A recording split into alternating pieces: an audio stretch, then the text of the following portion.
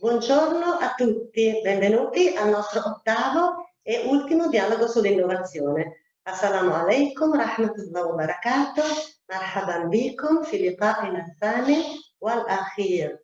Good evening, everybody. Welcome to our last webinar on innovation, the pandemic, human civilization, and the limits of technology. First of all, let's listen to the kind greetings of Her Excellency Marina Sereni, Deputy Minister of Foreign Affairs and International Cooperation in Italy, who, among other things, assists the Minister in bilateral relations with the countries of North Africa and the Middle East. Excellencies, dear guests, it is a great pleasure for me to introduce this webinar. Today's discussion, Embracing Solitude, Lessons from Outer Space, investigates an existential dimension by focusing on concrete experiences. This is an interesting perspective on the difficult period we are all facing, and I would like to thank our Institute of Culture in Abu Dhabi as well as the Italian Embassy for this opportunity. Let me also thank Minister Hammadi for his participation. His presence today testifies the close cooperation between our countries. Italy and the United Arab Emirates enjoy an extremely positive and fruitful cooperation in many fields. Only a few weeks ago, the Italian Foreign Minister Di Maio visited Abu Dhabi to hold a session of the Strategic Bilateral Dialogue, a key exercise that allows us to focus both on bilateral issues and regional dossiers. In this framework, the cooperation between Italy and the United Arab Emirates in the space sector is meaningful. Our countries are both partners of the NASA Artemis program, focused on returning astronauts to the lunar surface for peaceful purposes and for the benefit of all nations. This initiative will be a unique opportunity for the Italian and the UAE Space National Agency, who cooperate under a Memorandum of Understanding signed in 2016, as well as for the companies of our two countries to implement new strategies and plan investments in the near future. The Italian contribution to the development and implementation of programs and researches in the space and aerospace sectors is of strategic importance, both at the international and European level. We have taken an active role in the International Space Station, and I am very glad to see among the participants at this webinar Hazza al-Mansouri, the first ever Emirate astronaut to have been on board of the International Space Station last year, along with the Italian astronaut Luca Parmitano. Italy plays also a major role in the European Space Agency, and our companies are some of the major contractors in the agency's activity.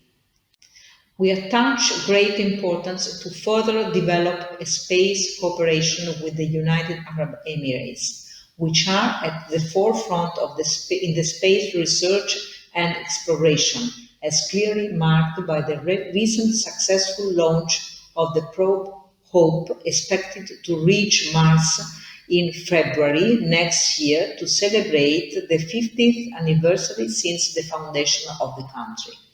The Italian Ministry of Foreign Affairs and International Cooperation firmly believes in the importance of science diplomacy as a key to invest in a sustainable future, focusing on innovation and the youth. Culture and science represent indeed the pillars of an inclusive, sustainable and prosperous growth. Scientific progress could not exist without cultural exchanges. Similarly, cultural ties are strengthened by scientific and technological innovation. Italy aims at promoting and reinforced cooperation with United Arab Emirates actors involved in the economic, cultural and scientific sectors, and today's initiative is an outstanding example of this synergy. Today's webinar represents the last meeting in the framework of the initiative Dialogues on Innovation. the pandemic, human civilization, and the limits of technology. Indeed, our vision of the post-COVID scenario must embrace innovation, science, and technology, which will also be at the core of the agenda of our G20 presidency. This is why, since the outbreak of the pandemic, Italy has been fully committed in mitigating the impact of the crisis on the science and technology sectors, while planning investments and strategies in order to increase their competitiveness. Our national research centers have been actively involved in this effort. Together, we mobilized resources and energies in order to promote research in key sectors such as space, life science, robotic, advanced materials, agri-food, sustainable energy, and technologies. We are also planning to launch specific roadshows focused on innovation in order to coordinate the efforts that research centers, incubators, clusters, and universities are undertaking. Let me conclude by thanking once again the Italian Cultural Institute in Abu Dhabi for this interesting initiative. The Institute has been established at the end of 2019, and in such a small span of time, it has become a central actor in the promotion of the Italian culture in the United Arab Emirates. We strongly believe in the importance of cultural cooperation between our countries, especially in view of the Italian participation in Expo Dubai. Thank you for your attention. I am very, very grateful to the Vice Minister for her kind words. And now I have the privilege of introducing Hussain Ibrahim Hammadi, Minister of Education in the UAE. Thank you really very, very much, Excellency, for accepting our invitation and being here with us today. I am honored to leave the floor to you, please. First, thank you very much for the introduction. Ladies and gentlemen, distinguished guests, welcome everyone. Assalamu alaikum wa rahmatullahi ta'ala wa barakatuh. First, I would like to really express my great happiness in joining this distinguished gathering and to take part in this closing seminar that really have been discussing serious matters and has been organized by the Italian Culture Institute. And this dialogue has influenced trend, vision, and future aspiration, and really have provided a realistic diagnosis of the challenges, and also have provided a proactive step that we all hope are taken in the near future. And also the issues that has been discussed that really is not specific to any country, but it has been impacting all countries around the world. And especially as we have been going through the COVID-19 pandemic and had huge impact in all aspects of our life, education, economy, tourism.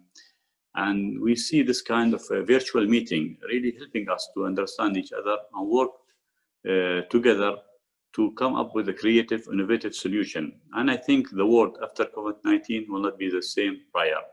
And this strong ties between the UAE and Italy is the platform for really innovation and a new approach and discovery in different areas.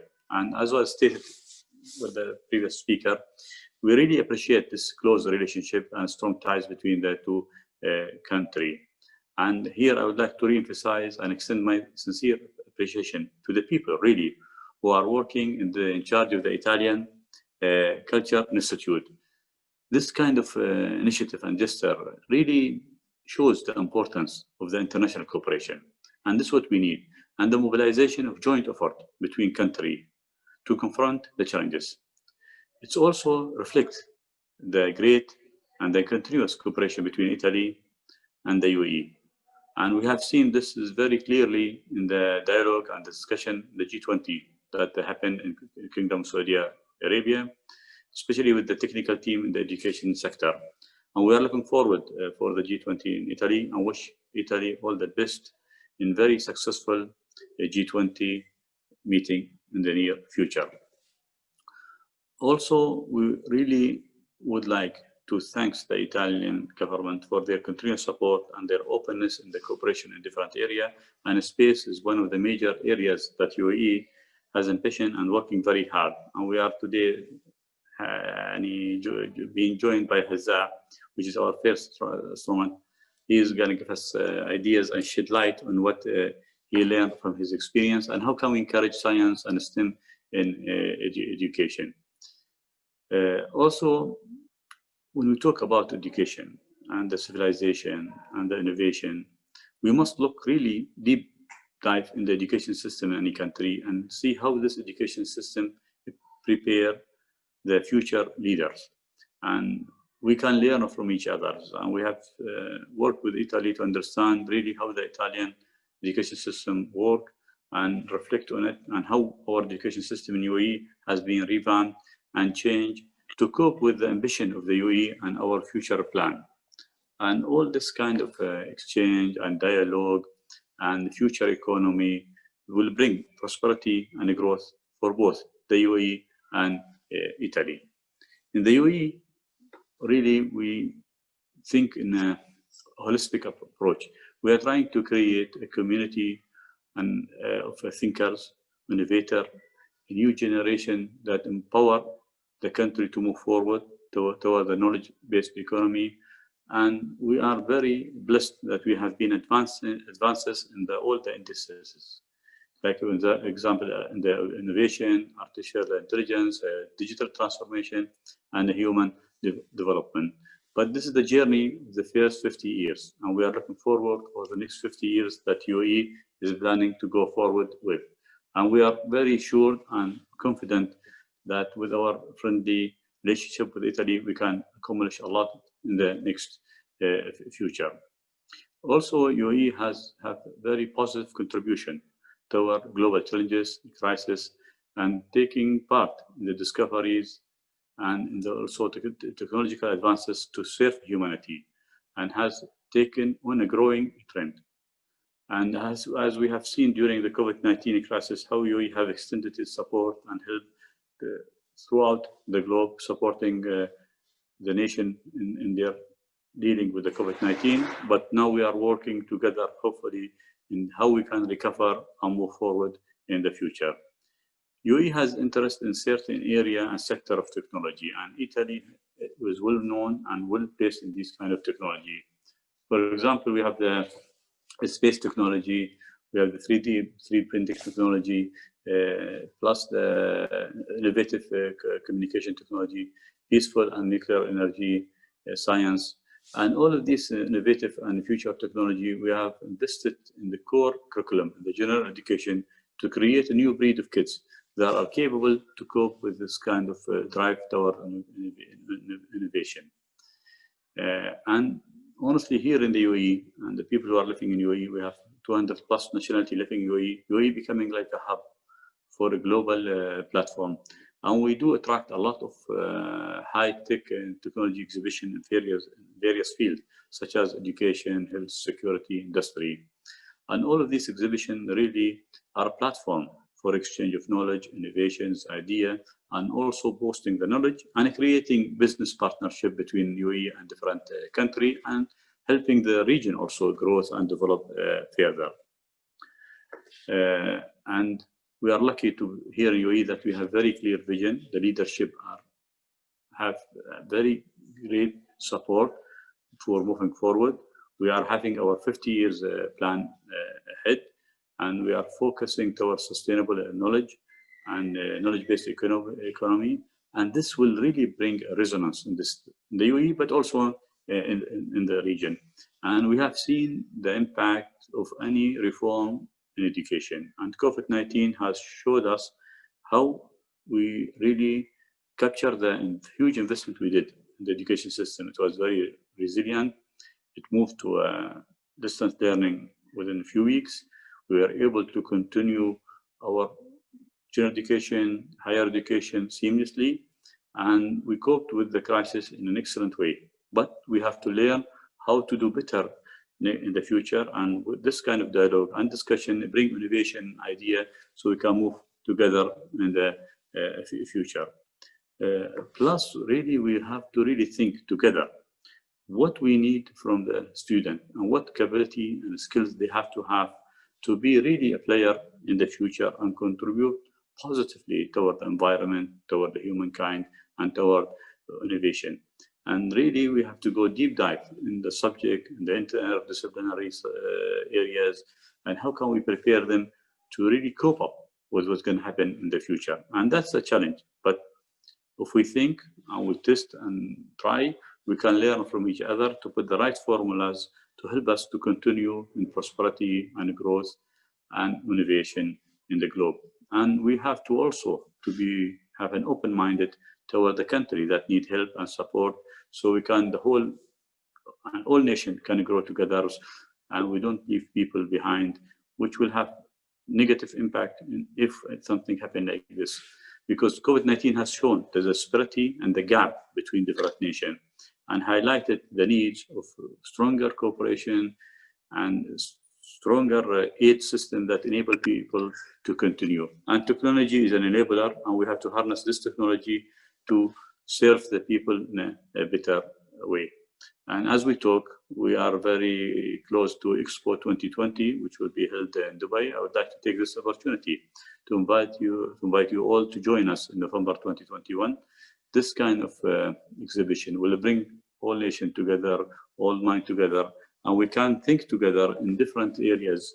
And how can we, through this global platform, really think about education, think about sustainability, think about science, think about culture, think about integration between different countries. And really we have to think what can we do outside the boundary of the school to enable the next generation of kids who are capable to cope with the future. In closing, I would like to really thank for inviting me to this beautiful dialogue and to be part of it. And I'm sure the outcome from this dialogue and this discussion will have a huge positive impact in how people think and work and cooperate. And this kind of futuristic discussion and innovative idea, I think, will have really a big impact. And this is what is beautiful about the role of the Italian Culture Institute. It's really bringing people using idea together, and looking forward to see the summaries and recommendation of this sessions. And thank you very much. I wish you all the best and hope to see you all in Expo next year in Dubai. Thank you very much. Thank you, Excellency, for your insights and remarks. This is indeed, as you said, a blessed country, and we are so very happy, frankly, to live here with you. And now it is with great joy and also with some emotion that I introduce Luca Parmitano, a colonel of the Italian Air Force and an astronaut. He conducted 6 spacewalks in his career. He logged 366 days in space, more than any European Space Agency astronaut in history. His last mission began on 20 July 2019, the 50th anniversary of the first walk on the moon, and ended on the 6th February 2020. The mission took more than 6 months, and Luca had the role of Space Station Commander, becoming the 3rd European and first ever Italian International Space Station Commander. Reading the ESA material online, I was struck by a post dedicated to children, which more or less said, "Do you feel lonely even after a few hours in solitude? In this case, you might not like the astronaut's life. In fact, at least seen from the outside, the life of astronauts actually appears to be a life of solitude, confinement, and extreme social distancing. A loneliness not forced, but by choice. And this choice, to put it very briefly, is research and experimentation, including medical research, also on viruses. What keeps humane the astronauts' solitary life is precisely technology, keeping them continuously connected to Earth and to their family. And speaking of astronauts and family, dear Luca Parmitano, another thing that surprised me is a recent interview of yours where you said, I state, "We begin a mission as individuals, then we become a crew, And once we return, we are brothers and sisters. So I would be grateful if you could comment on the following key words: solitude, choice, and family, from your point of view as an astronaut and also as a person. Please, Luca Parmitano. Well, actually, my words upon landing were, we leave as we start training as individuals, and then we leave Earth as a crew, and we come back as brothers and sisters. What happens is that the experience really cements something that is already in us, and it becomes tangible.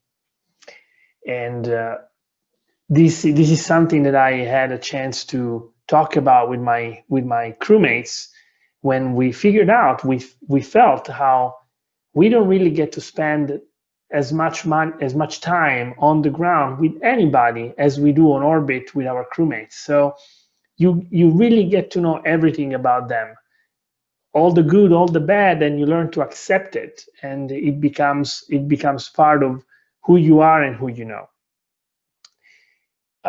The question, though, it's not really about those words. It's about the concept of solitude. If I'm not wrong, let me start from a slightly different point of view. You can be in Times Square in New York on Christmas Eve or on New Year's Eve, not this year, but on a year where you are allowed to be all together in a very iconic place, and be completely alone, because maybe you have no friends, or you feel you have no friends. Maybe you have mental health issues.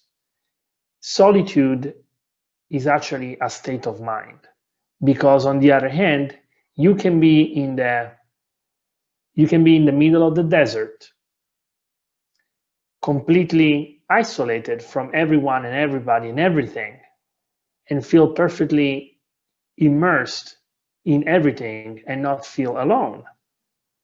So in order to talk about solitude, first we would have to define it. I am not afraid of solitude, and never have been, because being solitude is not the same as being alone. I can be in solitude and perfectly happy, because I'm never alone, as long as I have a book, music, or even if I don't have either one, but I can think about a book or a story or music. I can never be alone. And I may choose to be in solitude because it's a state that may be recharging after in a time and a day when we are constantly connected. We can be saturated by the constant contact, whether it's virtual or real. Now, I know that right now, in time of COVID, it feels like we are alone, and we are in solitude. We are confined because of the social distancing that's required by it's required by the conditions outside. And I've been extremely respectful of the guidelines that are given. The reason why I am absolutely keen to respect those guidelines is because I understand that they are not really for my own protection. Although I do feel that they also protect me, I could easily say that as a 40-ish-year-old athlete, astronaut, I'm well taken care of. I'm in good health. And so I'm probably not one of the people at the greatest risk of lasting damage from a disease like COVID-19. However, my understanding is that my little action of self-confinement is for the others. And if all of us understand the concept that we're not doing it for ourselves, but for the others, for those who are at risk, for those who don't have a chance of protecting themselves because they have they have preemptive conditions, because they have health issues, because they have something else. Then when we understand it, and when we understand that we're doing it for someone else, it becomes an act, a choice, like you were asking me. So the choice of solitude and the choice of confinement can come in many, many different forms. When you're an astronaut and you fly to the space station, you make a choice that is of confinement with your crewmates for a certain amount of time.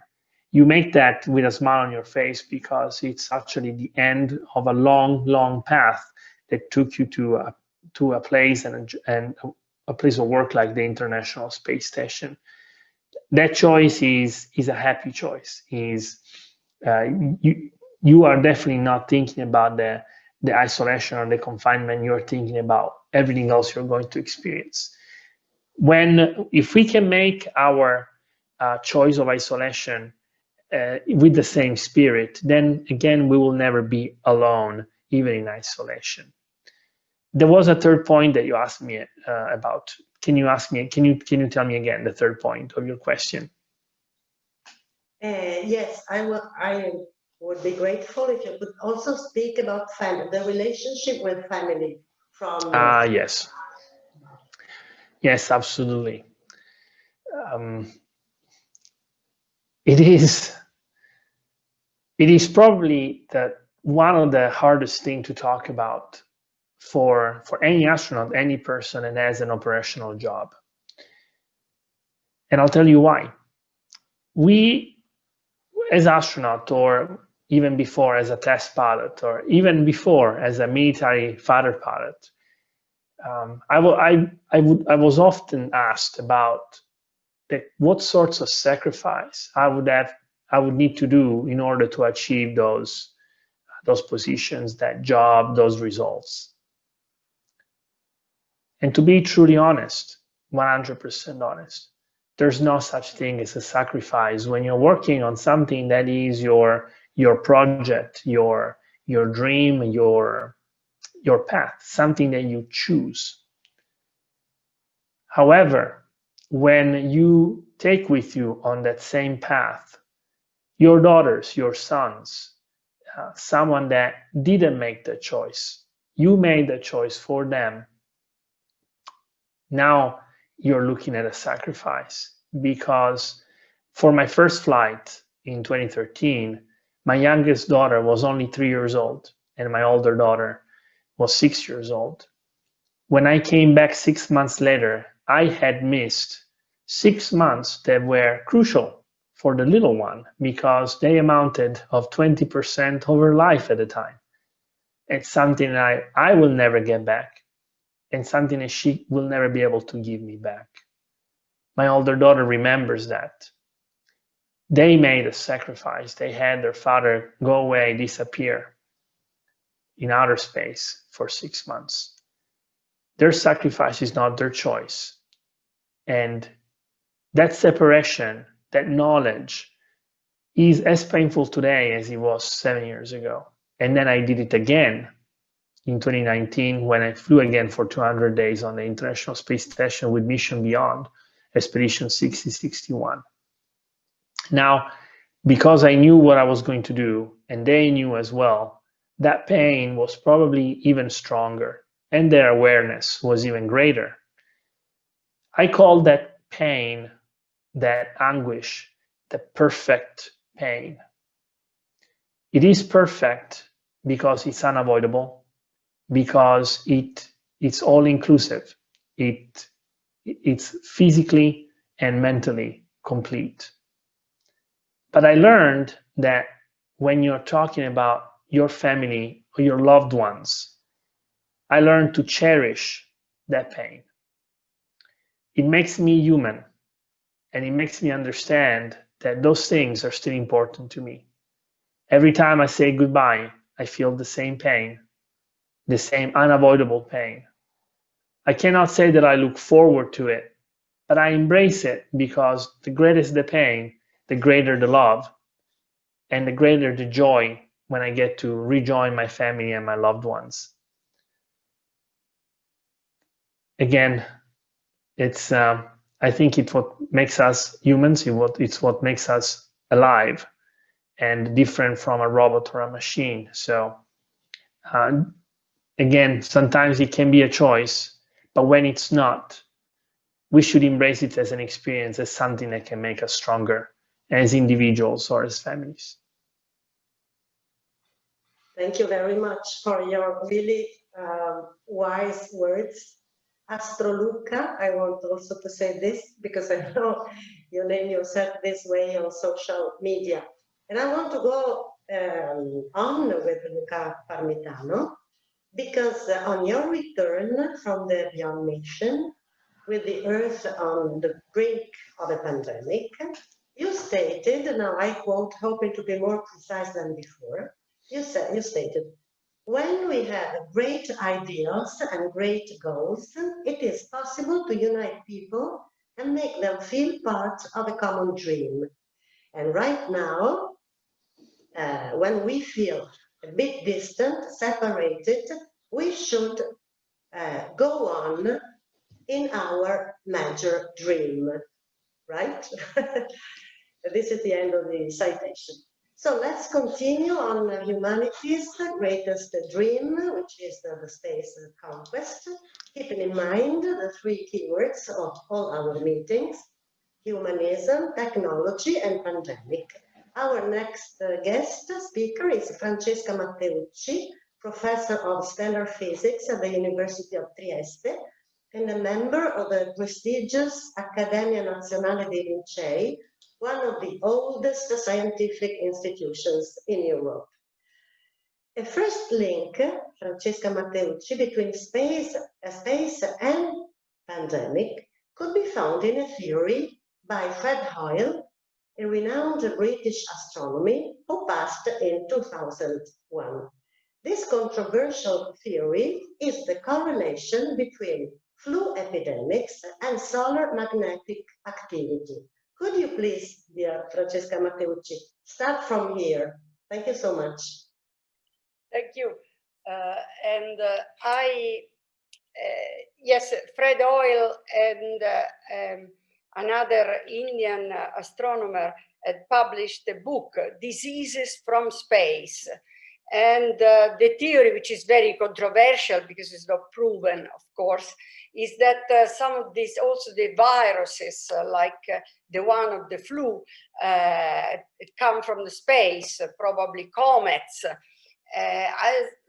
You know, comets, there is another theory that says that comets are responsible for the ocean on Earth. And so this idea is quite appealing, it's quite fascinating, but of course it's not proven. And in this period, I went to think about it because certainly this appearance of a virus for us out of nothing, it makes you think. Starting from that and going from the solitude and the lesson from space, I am an astrophysicist, and so I get lesson from space every day. And the point is that now we have reached a high level of technology and knowledge relative even to the last century. And we know that the space outside contains stars, and the stars are in galaxies, and there are hundreds of billions of galaxies. But these galaxies don't fill up all the space because they tend to be in great walls. And these great walls are separated by enormous empty spaces. And the empty space in the cosmos is more empty than in any accelerator of particles on Earth. And also the universe is cold because except if you go inside the star or so, the universe as a whole has a cold temperature, only a few degrees above the absolute zero. So the feeling of solitude and emptiness is enormous when you look at the images from the space. And we have understood all of that by measuring correctly the distances to the celestial bodies, because in order to make a map of the universe, we need to know the distances. And we have understood that our galaxy is not the only one, as people were believing the last century, but there are hundreds of billions, and our galaxy is very normal. In our solar system, it's a small solar system. There are many other solar systems with planets, and we are not in the center of the galaxy, how people tended to believe, but we are in the periphery, thanks God, because in the center of our galaxy there is a black hole, a massive black hole.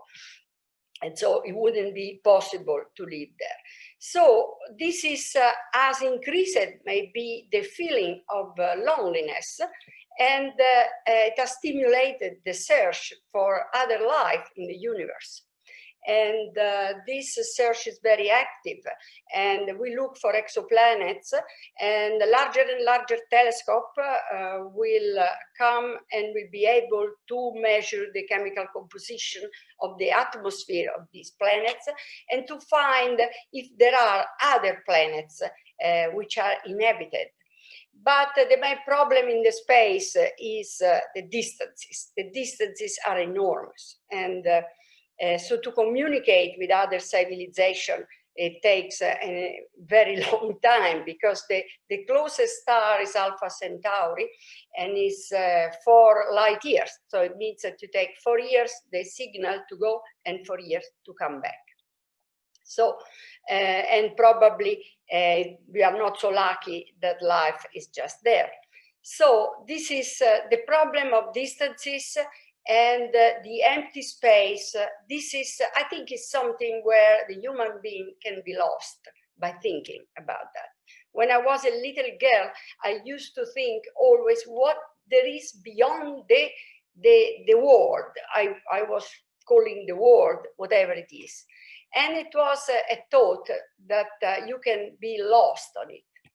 So this is the feeling from an astrophysicist. But if you let me, I would let you take in a trip from our solar system to the closest cluster of galaxies, because galaxies tend to be in group and clusters, and so that you can have a look through real images taken from space telescope, and what is the feeling of the outer space. And this is, we will travel much faster than the astronauts. We will travel much faster than light, because in few seconds we will reach the center of our galaxy, as you will see, which is instead 30,000 light years from us. So if you let me, I try to share my screen. Can you see?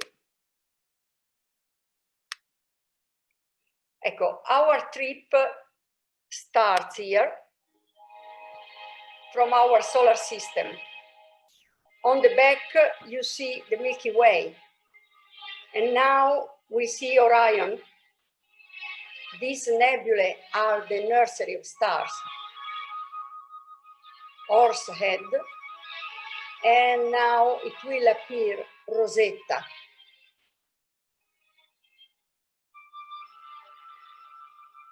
Now we are traveling towards the center of the galaxy, where you see this enormous, this very strong light. That's the center of our Milky Way. And in the very center, it sits a black hole of 4 million solar masses. And now, very, very fast, we leave our galaxy behind us. And now we are in the emptiness and darkness of the cosmos. But we see Andromeda on the back, and the Large Magellanic Cloud, which is one of the closest galaxies. It is only 170,000 light years.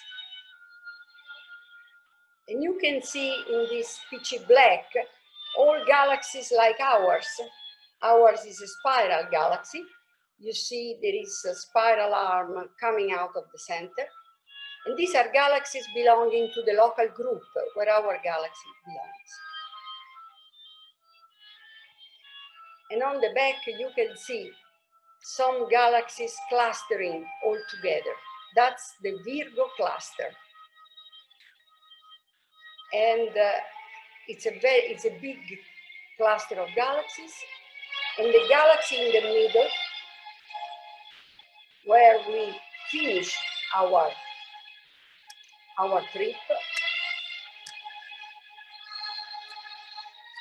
is M87, is the largest galaxy of that group, and is the one where we have taken a picture of a black hole for the first time with the help of an enormous array of radio telescopes. And the technology has made enormous steps. And we have telescopes which have a resolution such that you can sit in London and read the newspaper in New York. And this is, with this resolution, we have got the image of the black hole. And in the future, larger and larger telescope from the ground and also from the space will be launched. And the idea is, of course, to go deeper and deeper back in time, because the universe is expanding, and we astronomers speak of look back time. And we want to go near the Big Bang and understand how the first galaxies and the first stars formed. Because by understanding how the stars and galaxies form and evolve, we will understand eventually how our universe has formed and evolved. Thank you so much also for the amazing images you shared with us. And now we pass from science to art, and we have with us another distinguished guest, Manal AlDowayan, a famous Saudi artist living and working between London, AlDowayan, and Dubai. She's very well known for the participatory installations, Suspended Together, and Esmi, My Name, both the results of workshops addressing unequal social customs concerning Saudi women. She is equally recognized for her work in photography, sound, neon, and sculpture. She exhibited at the British Museum, the Los Angeles Country Museum of Art, and repeatedly at the Venice Biennale, among other places. Her works are born from lived experience, the intimate encounter with social injustice, and the struggle between memory and oblivion. So I am proud to have with us Manal AlDowayan, also considering her very recent work titled Now You See Me, Now You Don't, an extraordinary exhibition for land art project Desert X, placed in the desert of Al-Ula, an ancient oasis in Saudi Arabia. Manal, you have located a participatory art project in the desert. Isn't there a contradiction, quite a paradox? Because when we say desert, we think the opposite of participation. We think of an empty place, desolate, inhabited. But my question for you, the first question is desert, in your opinion, truly synonymous with loneliness? I would also like to ask you your point of view as an artist and as well as a person on the relationship between solitude and loneliness that Luca Parmitano highlighted before. Please, Manal. Assalamu alaikum. Thank you for inviting me among such interesting people. And I love when artists and scientists come together and have crazy debates, because that's where the interesting ideas come from. I would like to start with maybe a small story of how I was taught about different philosophical ideas, including solitude, when I was in art school. I studied at the Royal College of Art, and I had a philosophy professor, Dr. Johnny Golding, who used to force the whole classroom to sit in the darkness and on the floor when we discussed philosophy or philosophical ideas, only because solitude encourages the mind to connect with itself and create its own internal dialogue. Definitely, philosophers throughout Roman times, Greek times, and Arabs have had contradicting ideas about what solitude and loneliness meant. They are completely different in their minds. And solitude was deeply linked with freedom and the choice to make that isolation, a moment of isolation, whereas loneliness lacks that kind of power given to the person that has that state of mind. So solitude is not simply being alone.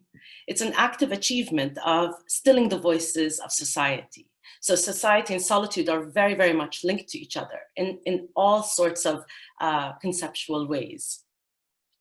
So the idea is to create an authentic experience for oneself. And this authentic experience can be alone, in a room, in nature, or with God. And this can eventually, it will lead us to the ideas of the desert and how it impacted the major religions on earth. Now, philosophers had different opinions about what solitude is. So obviously, philosophers are always arguing about things and redefining. But Plato, who is the first poet of solitude, that was his sort of nickname, gave a story of his mentor, which was Socrates, who once was invited to a huge dinner party and got stuck on the porch for hours, wrapped in his own thoughts. He could not, he was in solitude as he was entering a very sort of networking kind of space. And it is in the end, Socrates and Plato did believe that solitude can be achieved anywhere. You do not need to separate yourself from society. Actually, there are philosophers that believe solitude, meaning conversing with thyself, is a replica of what society is. Society is about conversing. So it's human nature to be engaged with a conversation, whether with other humans or with thyself. But a lot of philosophers also thought that if you have a book with you, this is not solitude. That if you are connected to the internet, obviously it's not solitude because you're conversing with another mind. So the idea of space and solitude, really, I do not see an astronaut living in solitude because they are living in a close proximity of other humans and always connected. And because reality, I believe astronauts are representatives of humanity exploring on our behalf.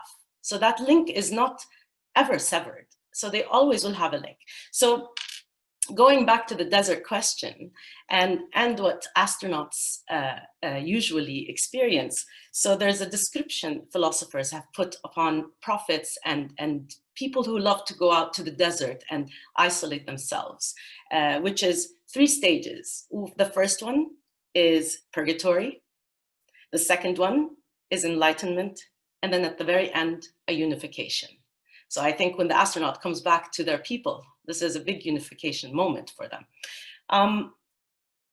I look at Wilfred Giesger a lot and his statements about the empty quarter, which we share as Saudis and Emiratis, not Italians, but you are all living near it. But the empty quarter was given that name by this English explorer who found extreme loneliness as he traveled in a land that he does not belong to. He was with people he didn't understand, so he called it the empty quarter. But a lot of Arab explorers call it the desert of the Arabs. Most of the Bedouins that live in the empty quarter do not see it as empty and lonely. So then it turns to all the religions that have actually accessed the desert as a space for creating a state of solitude. But in reality, it never happened because all the religious prophets have always returned to the society to engage with their ideas. So Judaism, for example, in the 9th century had Prophet Elijah.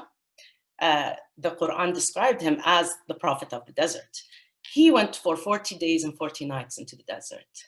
In Christianity, John the Baptist, he lived in the desert. He lived off of locusts and honey. And he also baptized Jesus, who also went off for 40 days and 40 nights in the desert. Our own prophet of Islam, Mohammed, was known to go to a cave in the desert near Mecca, which is Ghar Hira. And eventually, these people, after engaging with their enlightenment, their solitude, conversing with, they returned to society. So Wilfred Thiesker and religions all played in the desert. My artwork that I placed, Now You See Me, Now You Don't, was definitely a participatory work, because although Al-Ula is the northern desert of Saudi, that was a heritage site for the most incredible 3 kingdoms were buried on top of each other, which is the Nabateans, the Dadanites, and the Lahyans. That desert was never empty, I'm telling you, throughout millennia. And I decided to place that artwork, not to create a solitude. I was living in solitude, installing it, but eventually it became a sort of an attraction for the community in Al-Ula to come and engage with artworks and with each other. The artwork was called Now You See Me, Now You Don't. I basically spoke. The title is me speaking in the voice of the water puddle that exists in Al-Ula. So Al-Ula, because of all these 3 kingdoms existed, they existed only because it had amazing sources of water. And once the water was depleted by irresponsible human usage of it, these kingdoms disappeared. And so did the humans that inhabited those places. So this artwork talks in the voice of the modest puddle, that today, when it rains in Al-Ula, it only lasts on the surface for a few hours and it disappears, and it says to you, now you see me, now you don't. In conclusion, I would like to question our group here in where does an artist or a scientist, by the way, my husband is a scientist, so artists and scientists can actually live together and not kill each other. But I always wonder, among scientists and artists, where do we find our solitude? Is it really in space? I would love to pose this question to our astronaut, Hazza. How do you find solitude when you're among people and in space? And also, how do artists can emulate this moment of contemplation that I am hoping you had a moment of contemplation, at least a moment. And thank you very much for including me in this wonderful, very interesting conversation.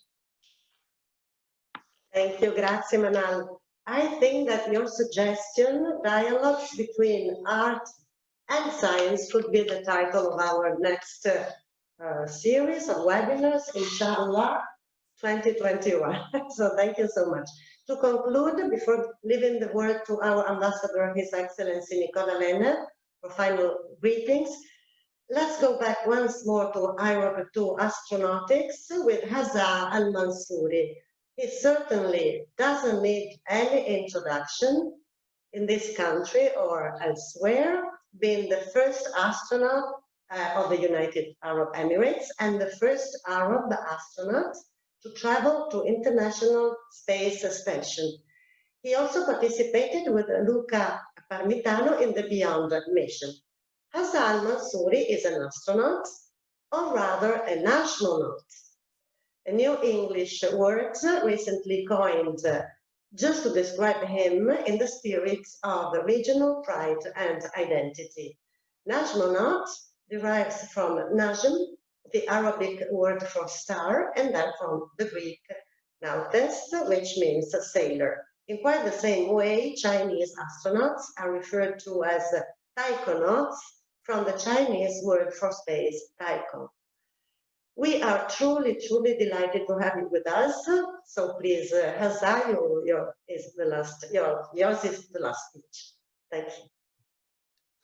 First of all, thank you very much for having me here today and be part of this really amazing webinar. it's really important to gather and talk and share our thoughts and our experiences in different fields. And I cannot imagine something like science and art to be merging together in one webinar and share our thoughts. Definitely, as a human, always we get inspired by looking at the stars, and my story is really amazing because as my sister here, Manal, talked about empty quarter.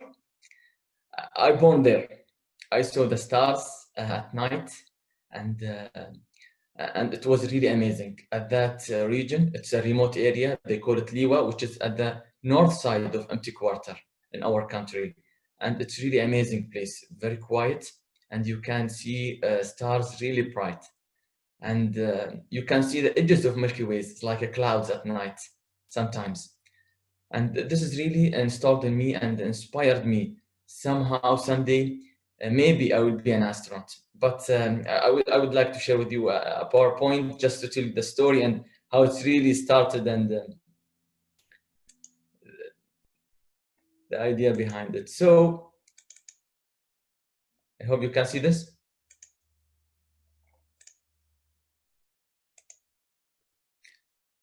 I hope you can see this picture.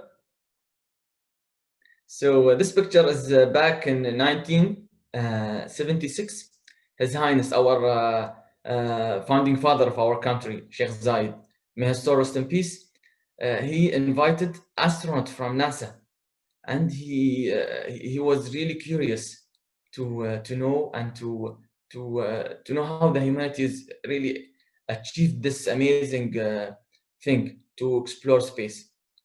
And if you look at him, I think when I see this picture, I always look at his eyes, and I think that at that moment, he had this idea or this thought: someday, someone from this country will go up there. So this man, back in the 70s, we just started our country, a very young country, and we're still a young country. We just celebrated a couple of days ago our 49th anniversary. So we are still a young country. But to me, this picture always inspired me, and you can see it behind me because I always take it with me everywhere.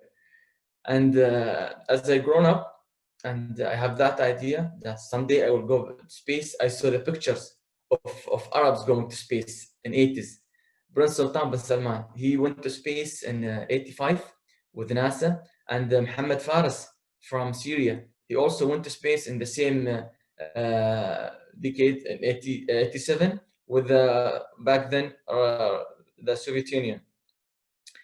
And both of them, beside also the Apollo astronaut Neil Armstrong and the first astronaut ever, Yuri Gagarin, inspired all of us and gave us this passion and this hope that someday, somehow we will go to space. Believe me, I dreamed of this moment all of my life. I share it with many people, and the feedback and what they said to me back then, this is impossible. This is impossible. You are coming from country, just very young country. There's no astronaut programs, and when I dare to share my dreams, they threw it back at me and they said, "You cannot do it. It's something impossible." But really, we are fortunate to have this, our leadership in our country, a very wise leadership, looking forward 10 years, trying to achieve this opportunity for us. And in 2017, His Highness Sheikh Mohammed bin Rashid, Vice President, Prime Minister, and ruler of Dubai, he announced that we are inviting our youngs, our youngs in our country just to participate. Please come, and if you have this passion, if you are capable, able to represent UAE, and not only UAE, the whole Arab region on board the station, you will be ambassador. You will be ambassador there for humanity, not only for our Arab region. Because when you are going there to space, we are not thinking about individuals and different countries. We are thinking about just humans living there together, explore. So by now, you know, they chose us. So they announced our names: His Highness Sheikh Mohammed bin Rashid, Mohammed bin Zayed, and it was really a privilege and honor to represent and to have this privilege. It is very tough to be ready, prepared for any type of space missions. It's really not an easy job, mentally, physically, and emotionally, because you will have tons of knowledge and different type of systems, different types of experiments you have to conduct on board the station, and beside that, you have to learn a new language.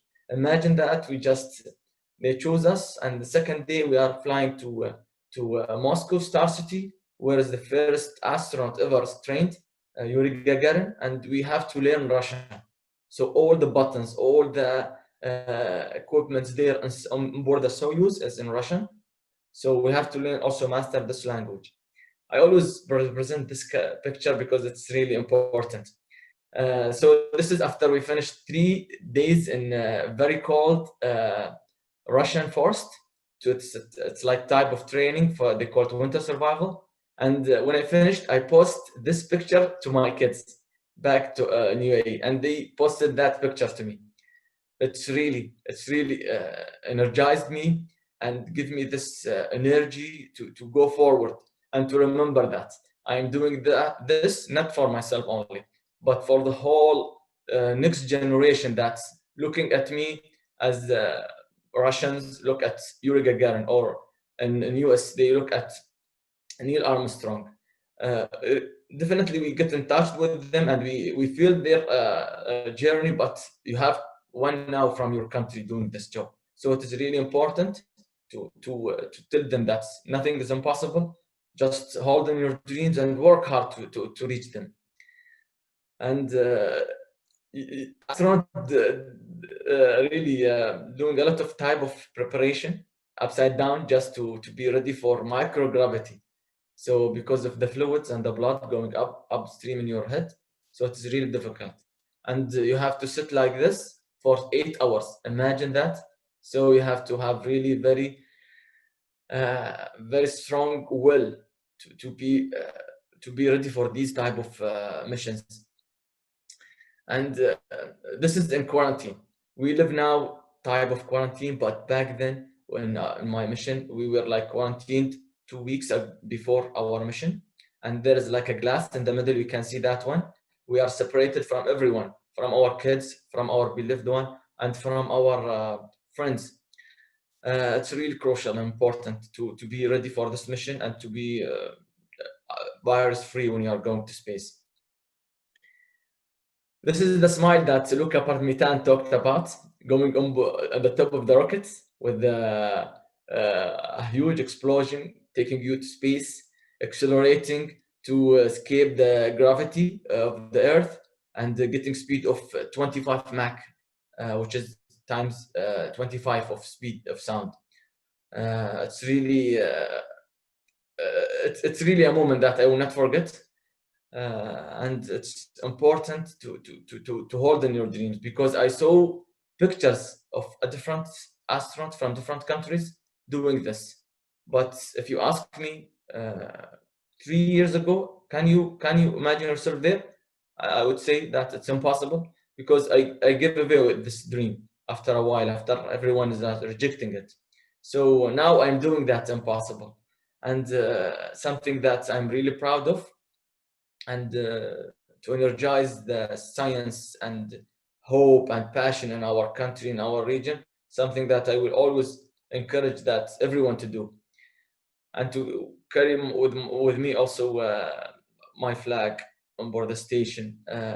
And to look at Earth from space is something amazing, profound moment, something that you will not forget. It is a picture, but when I was there, it was full of colors. Beautiful, and at the same time it's very silent. It's like it's quiet, and something's missing in this picture. There's no borders, and this is what I learned from space. There's no borders between countries. We create them, we create the borders, but when I look at it from space, it's just one big giant globe floating in space, taking all of us together. So we have to have this mentality of working together, be one like human, only working and living together, and always come and appreciate what we have on Earth, from air, gravity, from everything. It is really something that I will not forget. To talk also with His Highness Sheikh Mohammed bin Rashid from space. It is amazing. So microgravity, weightlessness, you can do everything. Even you can be a Superman. But I conduct different type of experiments on board the station. Total of 6 on board the station. It's all about how the microgravity affected our bodies, because it's really a very harsh, hostile environment, and we learned how to live there with different type of equipment. And thanks to the engineers and scientists, they create this habitat and this modules and this big satellite orbiting the Earth that we live on.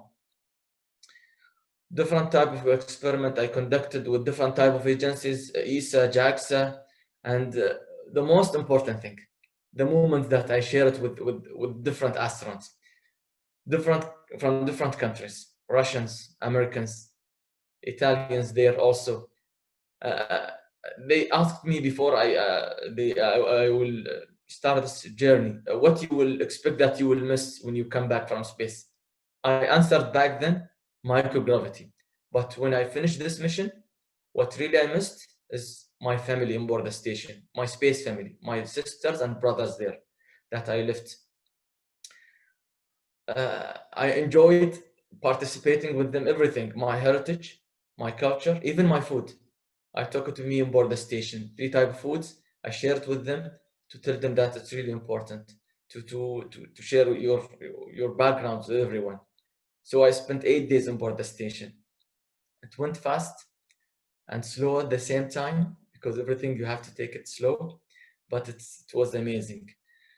I came back with a Soyuz that's just parachute. It's really a horrifying thing, but we are trusted the machine and our training to do that. With a big smile to tell everyone that I am well, I am good, and to tell my mother also that don't worry, I'm feeling good. This picture inspired me, and I want to recreate this picture, but in a different way. Not for myself, but for the whole other generation.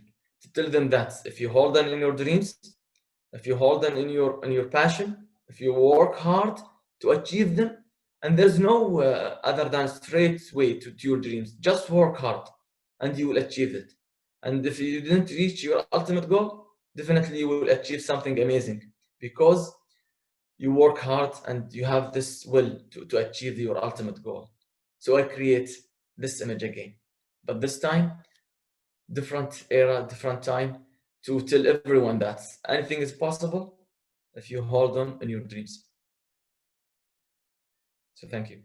Thank you, Hazza. It's a real joy listening to you, an absolute joy.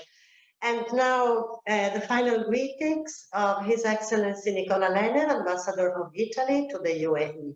Please, Ambassador.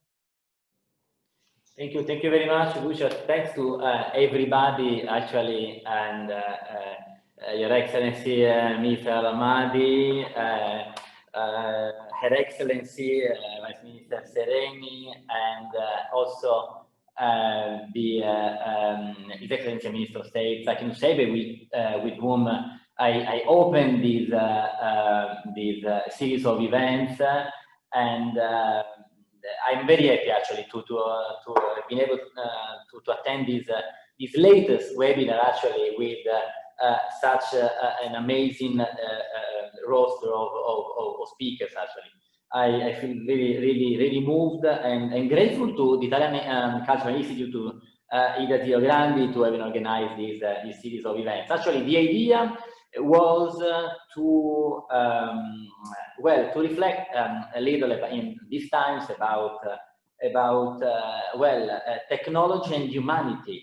And technology is helping us a lot in this emergency situation, and is making easier our lives. But still, I mean, we are aware that we are maybe losing something, which is, I mean, the close, the direct contact between us. We've managed with this series of webinars to how can you say, to understand maybe better how it's important to discuss together, to be together, to exchange ideas from different, I mean, walks of life, different experiences, and creativity actually stems from the exchange. And well, we've been forced on, I mean, to reflect about this. Maybe this is a paradox of this initiative. We've been forced to discuss about the limit of technology through, I mean, let's say, a series of webinars.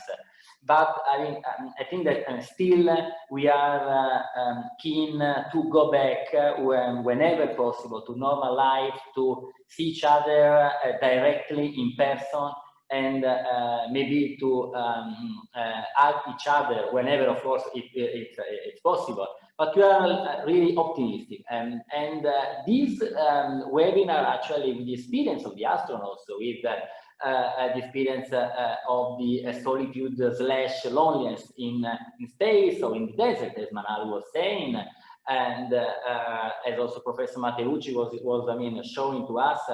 Actually, this is actually a way, the best way maybe to conclude this series of events, and in a very emotional way, I would say. Now we have to see our future with optimism. Pandemic is possibly, I mean, I would say about to finish, but we are seeing the light at the end of the tunnel. Vaccination is, I mean, vaccines are approaching us, so we can, especially, I mean, in the UAE, I mean, which are in the forefront actually of fighting the pandemic, but also in Europe and elsewhere in the world. We, with the same optimism, we think that we can go back to normal life. And maybe with the experience of this, I mean, surplus of technology that we learn to use in this time. But so I mean, my hope, maybe very simply, is that we can continue having this kind of discussion between artists, scientists, institutions, maybe in this virtual mode, or maybe better so within some months, maybe next year, which will be a very special year, of course, the Golden Jubilee, in an in-person way and a physical mode again. Expo 2020 actually will be probably the best opportunity to have this kind of discussion at global level in person. So I again thank you I mean, very warmly, and we will continue to have this kind of discussion with the Italian Cultural Institute. We really look forward to see all of you very, very soon. We think that cultural science can be a real pillar of relations between not only Italy and UAE, but I think between all of us, because as Mansouri was saying, there are no borders when we talk about science, when we talk about technology, when we talk about humanity. Thank you very much. Grazie, Ambasciatore. Thank you all, speakers, public, excellencies. Really a special thank to the Italian embassy for actively and profusely collaborating in our dialogues. And also a warm thank you to the other Italian nations in the region for providing us with outstanding contacts from their countries. And I would also like to express my gratitude to the staff of the Italian Cultural Institute Abu Dhabi, Loredana Lorenzo, Cristina Marinelli, Giuseppina Foschiani, Ahmed Soliman, and Samuel Lasha. And finally, to the PR agency Cosmopol for their support. I wish everyone all the best and a happy and peaceful 2021. Goodbye. Thank you to everybody. Thanks. Bye-bye. Bye-bye. Thank you.